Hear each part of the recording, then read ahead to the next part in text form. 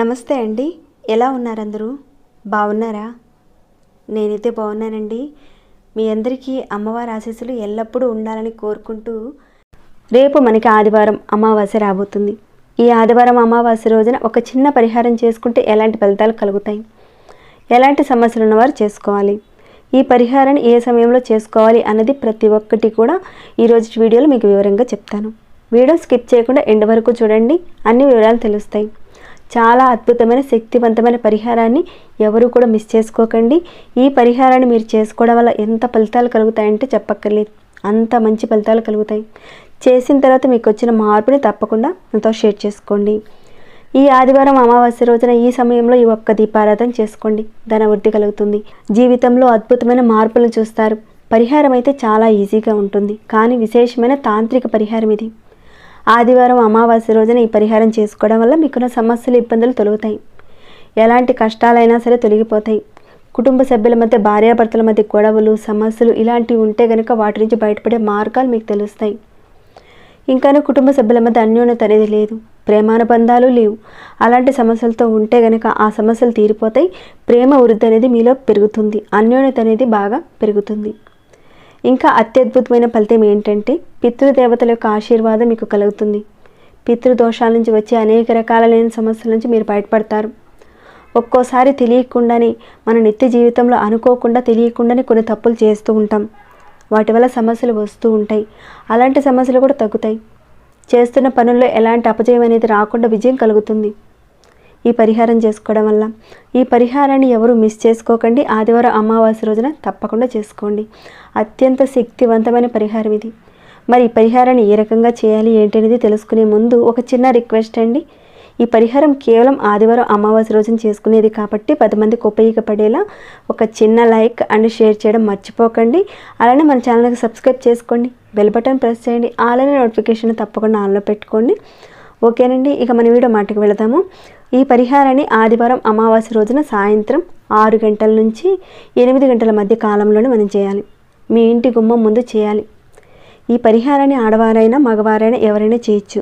ఆడవారు నెలసరి టైంలో ఉంటే మాత్రం చేయకండి, ఇంట్లో ఎవరైనా చేసుకోవచ్చు.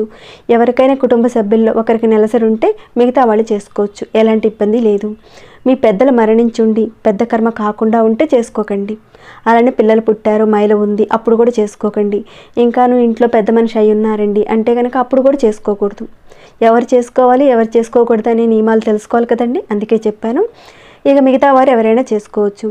ఇక ఈ పరిహారానికి ఆవు నెయ్యి అవసరం ఉంటుంది.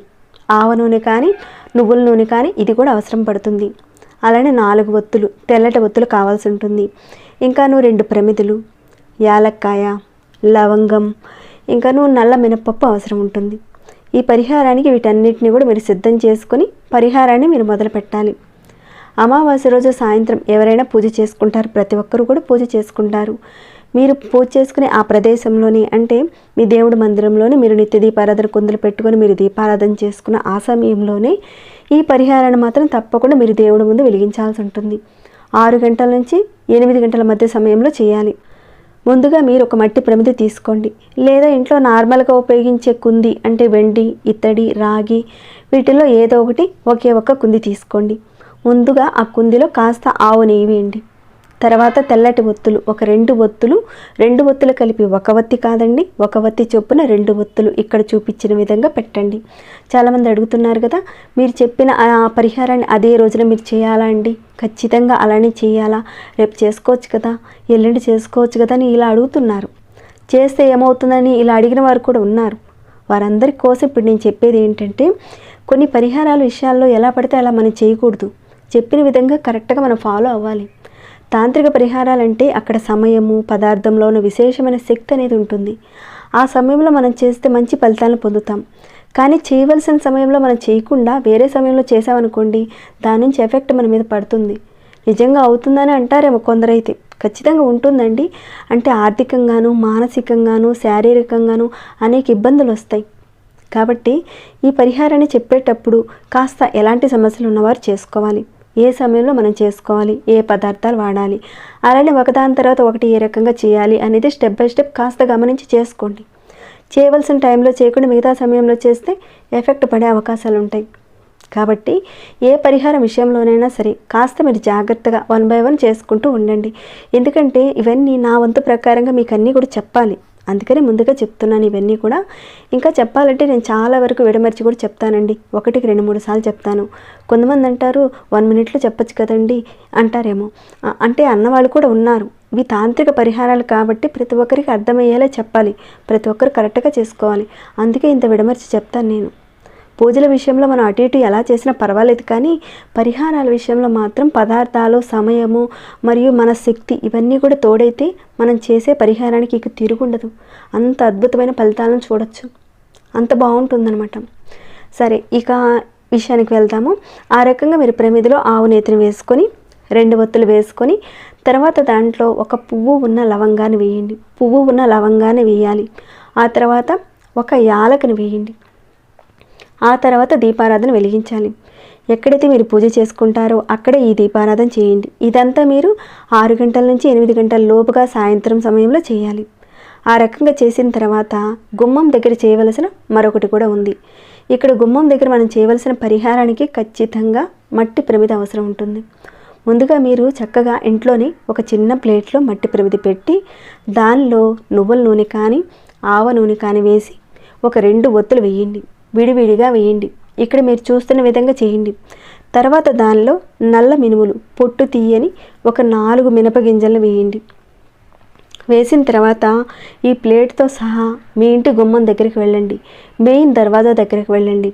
గుమ్మం దగ్గర ఒక ఆకు కానీ లేదంటే ఒక చిన్న ప్లేట్ కానీ పెట్టి ఈ దీపాన్ని ఎక్కడ పెట్టాలంటే మీరు మీ ఇంటి మెయిన్ దర్వాజా దగ్గర, అంటే మెయిన్ దర్వాజా అన్నది ఉత్తరం వైపైనా ఉండొచ్చు, మీ ఇంటి ద్వారం తూర్పు వైపు ఉండొచ్చు, లేదంటే పడమర వైపైనా ఉండొచ్చు, ఎటువైపైనా పర్వాలేదండి.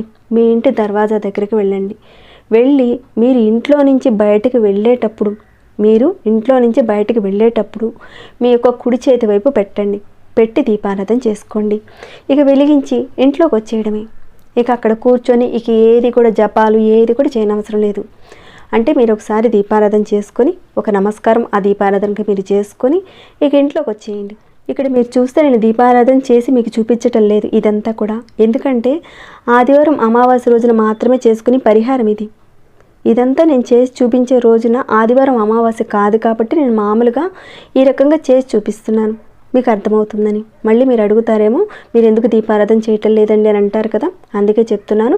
ఇది ఆదివారం అమావాస్య రోజున చేయాలి, ఎప్పుడు పడితే అప్పుడు చేసేది కాదు కాబట్టి ఈ రకంగా చేసి చూపిస్తున్నాను మీకు. ఇది చాలా శక్తివంతమైన పరిహారం అండి, చేసి చూడండి. పితృదేవతల నుంచి వచ్చే సమస్యల నుంచి మీరు బయటపడతారు, అవన్నీ కూడా తగ్గిపోతాయి, జీవితంలో మంచి మార్పులు కనిపిస్తాయి. దీన్ని మీరు ఆదివారం అమావాస్య రోజున సాయంత్రం 6 గంటల నుంచి 8 గంటల మధ్య కాలంలోనే చేయాలి. దేవుడి ముందు దీపారాధన 6 నుంచి 8 గంటల మధ్య కాలంలో చేయాలి. అలానే ఇంటి గుమ్మం దగ్గర వెలిగించే దీపారాధన కూడా 6 నుంచి 8 గంటల మధ్య కాలంలోనే చేయాలి. ఇవి 2 కూడా ఆ టైంలోనే చేయవలసి ఉంటుంది. ఇక ఈ పరిహారాన్ని వేరే ఆదివారం రోజుల్లో మాత్రం చేయకండి, కేవలం ఆదివారం అమావాస్య రోజున మాత్రమే చేయాలి. ఇక ఆ రకంగా మీరు చేసేసిన తర్వాత సోమవారం రోజున గుమ్మం దగ్గర పెట్టిన ఆ మట్టి ప్రమిదతో సహా అదంతా కూడా ఉంటుంది కదండి, వాటన్నిటిని కూడా తీసేసి ఎవరూ తొక్కని ప్రదేశంలో వేసేయండి. ఇక ఇంట్లో దేవుడి దగ్గర వెలిగించారు కదా, ఆ దీపారాధన కుందుల్లో ఉన్న యాలకును లవంగాన్ని కూడా తీసేసి ఎవరూ తొక్కని ఒక ప్రదేశంలో వేసేయండి. ఆ రకంగా చేసేయండి. మీ అందరికీ అర్థమయ్యేలా చెప్పాను. చెప్పిన విషయాలు కాకుండా ఇంకేదైనా మీకు డౌట్స్ వస్తే కనుక అడగండి, తప్పకుండా నేను రిప్లై ఇస్తాను. అలానే మీకు ఎలా అనిపించింది ఈ వీడియో అన్నది కూడా కింద కామెంట్ రూపంలో నాకు తెలియచేయండి. తప్పకుండా చేసుకోండి, మంచి ఫలితాలను అయితే పొందుతారు మీరు. వెళ్ళేటప్పుడు ఒక చిన్న లైక్ ఇచ్చి వెళ్ళండి. వీలైతే 10 మందికి షేర్ చేయడం మాత్రం మర్చిపోకండి. సబ్స్క్రైబ్ కాని వారు సబ్స్క్రైబ్ చేసుకోండి. ప్రతిరోజు మన ఛానల్లో ఉన్న వీడియోస్ని చూస్తూ ఉండండి. మరొక భక్తి వీడియోలో మళ్ళీ మిమ్మల్ని కలుసుకుంటాను. అంతవరకు సెలవు.